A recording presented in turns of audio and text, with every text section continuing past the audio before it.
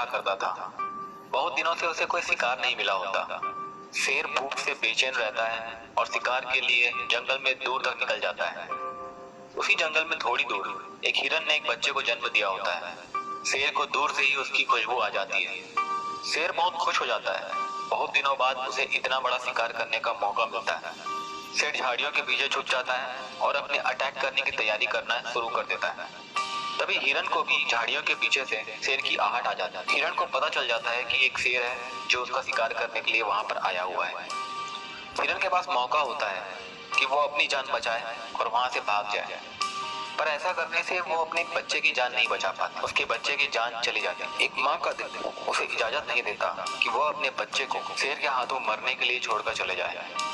तभी हिरन एक बहुत साहस भरा फैसला लेती है। वो फैसला होता है कि वह शेर से लड़ाई करेगी, चाहे इसमें उसकी जान भी क्यों न चली जाए। शेर तेजी से हिरन की तरफ दौड़ने लगता है। हिरन भी झाड़ियों से बाहर आती है और शेर की तरफ तेजी से दौड़ने लगती है।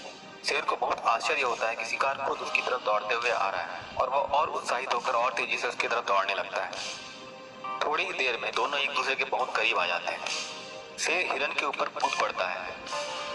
तभी हिरन भी पूरी जोर के साथ उस शेर की तरफ छलांग लगाती है। शेर और हिरन दोनों हवा में उड़ते हैं। शेर अपने पंजों को खोलकर हिरन के ऊपर हमला करने वाला ही होता है कि हिरन अपने सींग से शेर के ऊपर हमला कर देती है। शेर बुरी तरीके से घायल हो जाता है और शेर के ऊपर हमला करने के कारण हिरन के सींग भी टूट जाते हैं, जिसके कारण वो भी घायल हो जाती है। दोनों की हालत बहुत ही बुरी रहती है और दोनों मौत के बहुत करीब पहुंच चुके होते हैं। तभी शेर हिरन की तरफ देखता है और कहता है, मैं इस जंगल का राजा हूँ। चाहे छोटे जानवर हो या बड़े जानवर हो, सारे जानवर मुझसे डरते हैं, पर तुझ में इतनी हिम्मत कहाँ से आ गई कि तूने मुझसे लड़ने का फैसला लिया। हिरन ने जो जवाब दिया वो काबिले तारीफ है। हिरन शेर को कहती है, तू लड़ रहा था क्योंकि तुझे अपना पेट भरना था, पर मैं लड़ रही थी क्योंकि मुझे मौत को हराना था। मुझे अपने बच्चे की जान बचानी थी। इस कहानी से हमें क्या सीख मिलती है? जितना बड़ा आपके जीवन का उद्देश्य होगा, उतनी ही बड़ी आपके जीवन की सफलता भी होगी। ये तय है कि बड़े उद्देश्यों को पूरा करने में रास्ते में बहुत सारी मुश्किलें भी आएंगी।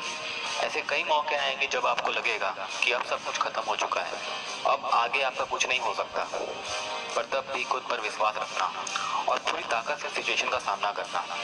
हार और जीत सिर्फ आपके दिमाग का खेल है। अगर आपने अपने दिमाग में हार मान लिया तो आप कभी जीत नहीं सकते, और अगर जीत मान लिया तो आपको कभी कोई हरा नहीं सकता, क्योंकि हार तो आप अपने आप से जाते हो। जमाने की इतनी औकात कहाँ कि आपको हरा दे। आशा करता हूँ कि आपको इस वीडियो से कुछ सीखने को मिला होगा। आपने अपना कीमती समय इस वीडियो के लिए निकाला, उसके लिए दिल से बहुत बहुत धन्यवाद।